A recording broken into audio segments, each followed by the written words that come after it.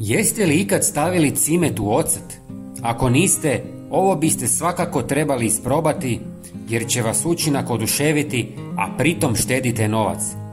Umjesto da jednostavno ubacite cimet u ocet, pokazat ću vam način za pojačani efekt. Prvo ćemo samljeti cimet, jer iako možete koristiti gotov prah, svježe mljeveni cimet djeluje još snažnije.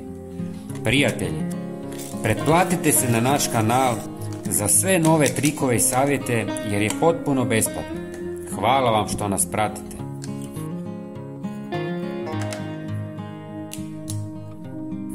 U 200 ml tople vode dodajte usitnjeni cimet i dobro promiješajte. Ostavite smjesu da odstoji 2 sata kako bi se cimet dobro rastopio. Zatim ulijte 200 ml octa i ponovo promiješajte. Sve procijedite kroz gazu kako biste dobili čistu tekućinu. Možda se pitate zašto sve ovo radimo i uskoro ću vam objasniti.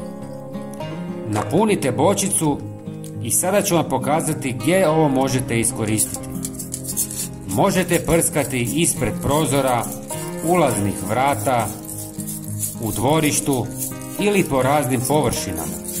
Cimet s octom djeluje nevjerovatno protiv insekata koji ulaze u kuću kroz vrata ili prozore, kao što su mravi, komarci, smrdibube, stonoge, žohari, pa čak i miševi. Ocat dezinficira površine, a cimet daje ugodan miris. Ovim sredstvom možete prati podove i prskati tijelo kako bi se zaštitili od komaraca. Ovaj pripravak je višestruko djelotvoran i stvarno fantastičan, a uštedit će vam mnogo novca koji biste potrošili na skupe kemikalije. Prijatelji, podijelite ovaj video kako bismo pomogli i drugima. Hvala vam puno i pozdrav!